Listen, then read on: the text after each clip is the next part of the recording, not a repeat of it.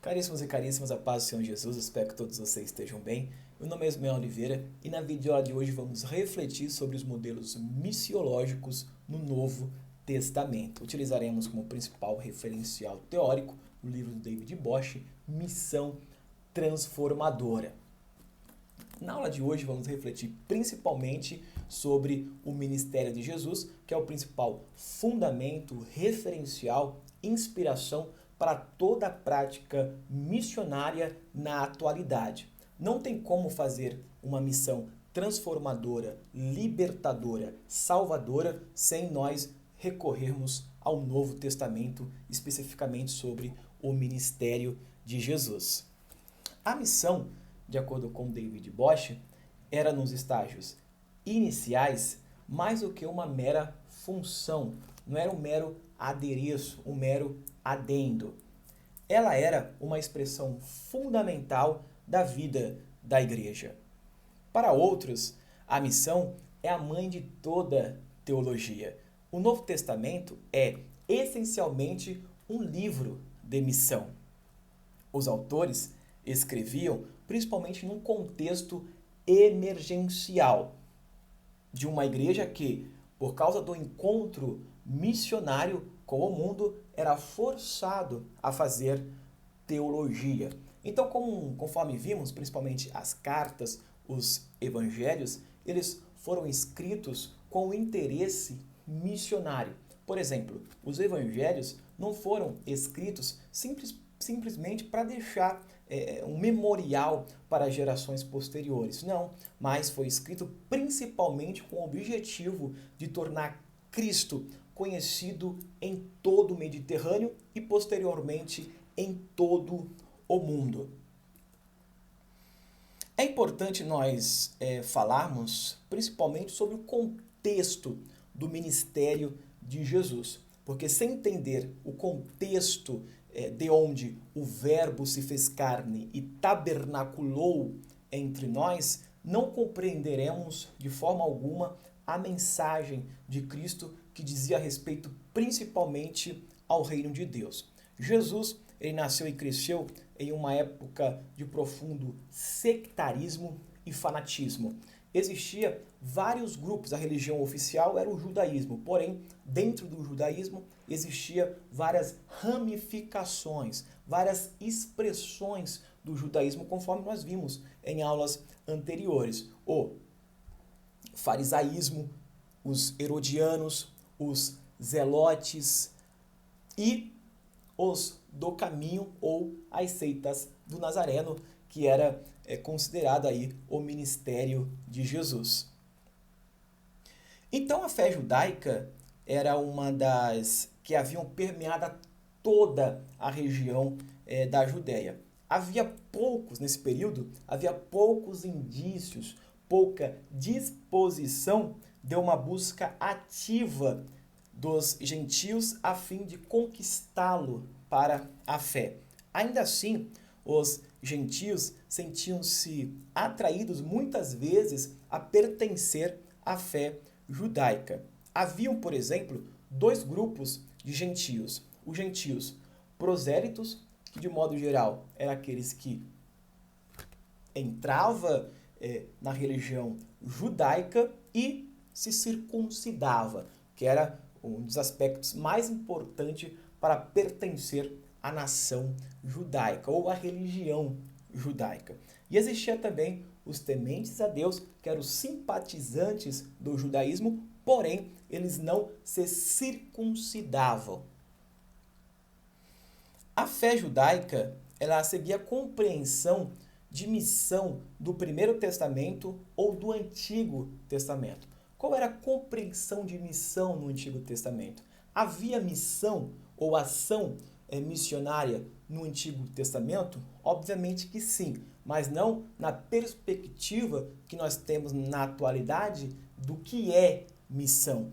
Temos por costume de crer que missão diz respeito apenas ao envio de missionários ao estrangeiro para pregar em terras que não conhecem o Evangelho. Mas a compreensão de missão no Antigo Testamento é diferente de nossa compreensão na atualidade.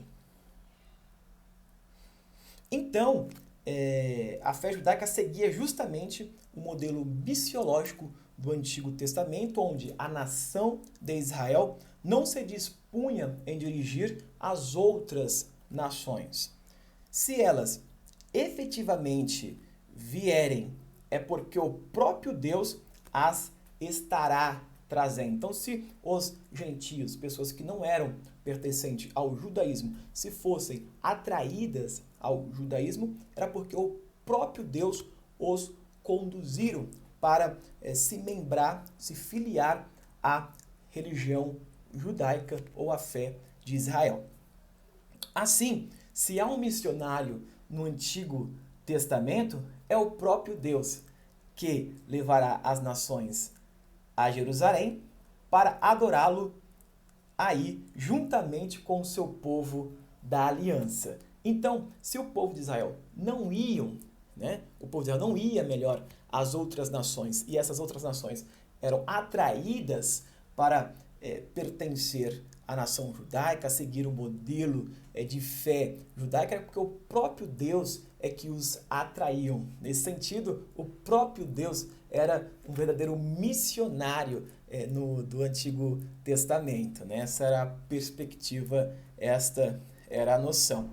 Então, o ministério de Jesus se situava dentro desta tradição dos profetas ou dentro dessa tradição da Torá ou do Antigo Testamento, pois a Bíblia que Jesus utilizava e os apóstolos utilizavam, os discípulos de Jesus utilizavam, era a Torá, o nosso Antigo Testamento ou a Bíblia hebraica. Jesus não utilizava o nosso Novo Testamento composto por 27 livros. Haja vista a composição ou a canonização dos 27 livros estarem concluídas no ano 4 depois de Cristo. Melhor, no século 4 depois de Cristo. Então, a Bíblia que Jesus utilizava era o nosso Antigo Testamento, era a Torá, o livro sagrado dos judeus. E qual era a compreensão que Jesus tinha sobre missão? A missão estendia apenas para Israel ou para os gentios? Jesus veio para Israel e para os gentios ou apenas para Israel? São questões importantíssimas para entender as ações missionárias de Jesus Cristo. Então, a semelhança de João Batista, dos judeus que pertenciam ao judaísmo, sua preocupação, a preocupação de Jesus, é o arrependimento e a salvação de Israel. Porém, os judeus pertencentes ao judaísmo e também, de certo modo, João Batista, acreditavam que parcela da população de Israel serão salvas se arrependerem e produzirem frutos dignos de arrependimento. O diferencial de Jesus é que ele não acreditava que a salvação era para apenas uma parcela de Israel, mas para todo o Israel, independente das pessoas pertencerem à classe baixa, independente delas serem pobres, e esse pobre tem um sentido abrangente, independente de ser enfermo, de serem leprosos, independente de serem cobradores de impostos, prostitutos, prostitutas, o reino de Deus havia alcançado todo Israel e se materializava em todo o Israel e não apenas em uma parcela de Israel.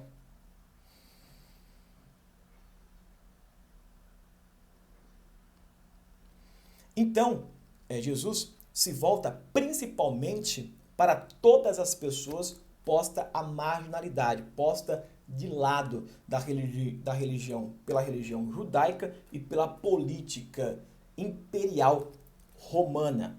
Então havia uma parcela da população que era desassistida, abandonada pela elite sacerdotal, pela elite religiosa e pela elite política da época. Pessoas que viviam no abandono, em densas trevas. É por isso que no início do ministério de Jesus, diz que quando Jesus ele foi para Cafarnaum, nas bandas de Naftali e Zebulon, ali o povo estava em densas trevas. Mas quando Jesus chegou lá, a luz raiou, trazendo iluminação, trazendo libertação e salvação, principalmente a esta parcela da população desassistida. E que parcela é essa da população que estavam desassistida? Eram aos doentes, que são segregados, ou que foram segregados os doentes por razões cultuais e rituais, as prostitutas e os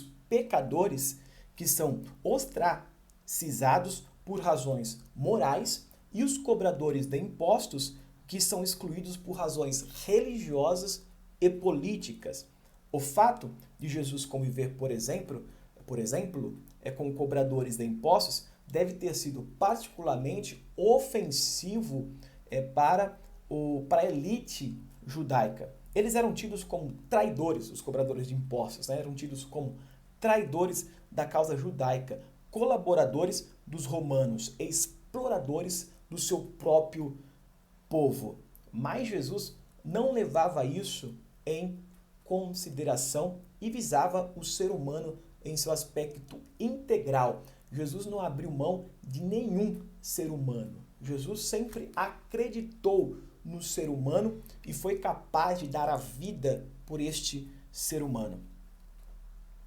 Por exemplo, Jesus convida para ir à casa de Zaqueu, o chefe dos cobradores de impostos, né? Um homem rico, conforme Lucas 17, do 1 ao 5. Ele convida Mateus, ou Levi, para ser os seus discípulos. E Levi era também um cobrador de impostos. Jesus o chama para segui-lo, conforme Mateus capítulo 9, versículo 9.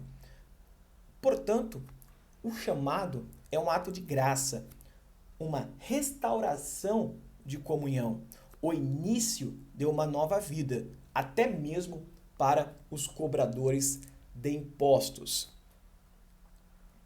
No Evangelho de Lucas, por exemplo, Jesus é apresentado como a esperança dos pobres.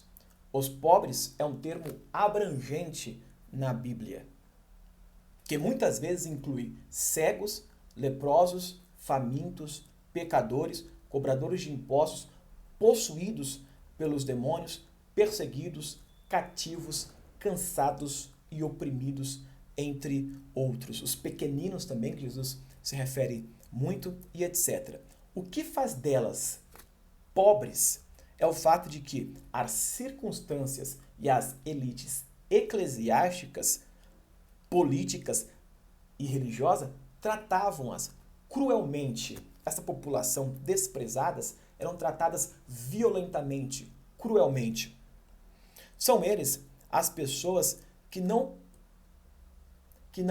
podem deixar de ficar ansiosa com o dia de amanhã, conforme Mateus 6 e 34, e preocupar-se com o que vão comer ou vestir, conforme Mateus 6, 25. Jesus fala, olha, não se preocupeis com coisa alguma, com o que é a vez de comer, com o que é a vez de beber. Ele disse isso para uma classe de pessoas pobres, que não tinham um mínimo, muitas vezes, para a sua própria sobrevivência, para a sobrevivência de seus familiares.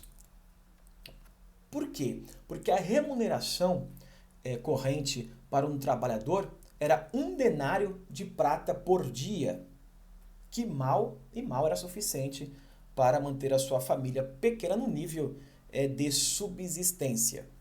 Se um trabalhador, por exemplo, não encontrasse trabalho por vários dias, sua família passava necessidade.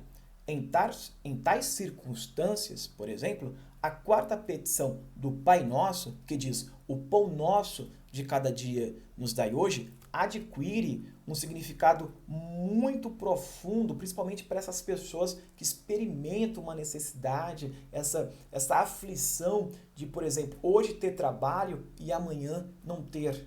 Porque hoje, muitos dos trabalhadores têm uma renda fixa, mas naquela época era contrato. O pessoal às vezes era pago a sua diária por um trabalho realizado no dia. E às vezes no outro dia não tinha esse trabalho e não tinha a remuneração diária. Então a preocupação diária era constante do trabalhador e da trabalhadora naquela época. É por isso que Jesus disse, para não se preocupar com coisa alguma, pelo que é vez de comer, pelo que é vez de beber. Se Deus cuida dos pássaros, dos lírios dos campos, Ele também cuidará daquelas pessoas e também cuidará de cada um de nós. Então, esta oração, o pão nosso de cada dia nos dai hoje, é uma oração de sobrevivência, né? Então é importante a gente, sempre quando for estudar a Bíblia, a gente ter esta noção de situação da época, que era uma época muito difícil, de profundo desemprego. É por isso que multidões seguiam Jesus. Eram multidões de desempregados, multidões de famintos, querendo, às vezes, alimento. O próprio Jesus repreende a multidão no capítulo 6 de João, dizendo, olha, vós me seguis, né? Não pelo pão que permanece, mas pelo pão que perece. Então era uma população profundamente marginalizada, cruelmente tratadas, né? As pessoas, principalmente a elite judaica, a elite romana, não os tratava como ser humano, né? Não os tratava com dignidade, mas Jesus, através do seu trato com estas pessoas, resgatava a dignidade e a esperança dessas pessoas, né? Muitos viviam sem esperança, mas Jesus, quando apareceu anunciando o reino de Deus, trouxe principalmente esperança e dignidade para aquelas pessoas postas de lado pela elite daquela época. Então, o ministério de Jesus está inaugurando o seu reinado escatológico, eu está fazendo entre as pessoas pobres, humildes e desprezadas. Diante disso, muitos fariseus ficaram assombrados, estupefatos, assombrados com a atitude de Jesus e perguntaram para os seus discípulos, para os discípulos de Jesus, por que ele come com os cobradores de impostos e pecadores, conforme Marcos 2,16. Então, o aspecto inclusivo do ministério de Jesus assustava aquela elite excludente, aquela elite que só pensava nela mesma, só pensava nos seus próprios interesses em manter aquela instituição, seguia cegamente a lei e desprezava o principal, que era a vida. A vida em Jesus tem a sua expressão maior. Deus sempre valorizou a vida. A lei deve estar em função de uma vida mais digna. A Bíblia está em função de uma vida mais digna para as pessoas, porque Deus é o maior exemplo de resgate, de dignidade do ser humano. Então, a missão de Jesus abrangia todo Israel e os gentios. Onde ficavam neste plano de salvação quando analisamos as obras de Jesus ou o ministério de Jesus? Embora a ação de Jesus contemplasse todo o Israel, a própria natureza de seu compromisso com Israel, chegando ao ponto de amar os seus piores inimigos e convidá-los a segui-lo, atesta o fato de que, a longo prazo, a sua mensagem não pôde ficar confinada, restrita a Israel, diz David Bosch. Ele sabe que João Batista já proclamava que Deus podia suscitar filhos a Abraão de pedras e que, por conseguinte, ele estava preso. Ele não estava preso a Israel, conforme Mateus 3:9. Um dos exemplos mais conhecidos é o de centurião de Cafarnaum, que assombrou Jesus e fê-lo exclamar: em verdade vos afirmo que nem mesmo Israel achei uma fé como esta. Mateus 8:10. E o que dizer da conduta da mulher cananeia, que levou Jesus a exclamar: ó mulher, grande é a tua fé. Mateus 15:28. A inspiração primordial para todos esses relatos, né, esses dois que eu citei, entre outros descritos nos evangelhos, né, só poderia ter sido a natureza provocadora e rompedora de limites do ministério de Jesus. Jesus, através de suas obras, colocou os fundamentos da missão para os gentios ou entre os gentios. A conduta do próprio Jesus se tornou o verdadeiro ponto de partida da missão cristã primitiva em direção aos gentios. Então, o próprio ministério de Jesus, as próprias ações, palavras de Jesus, deram subsídios para que, posteriormente, a mensagem também alcançassem os gentios, que foi algo posterior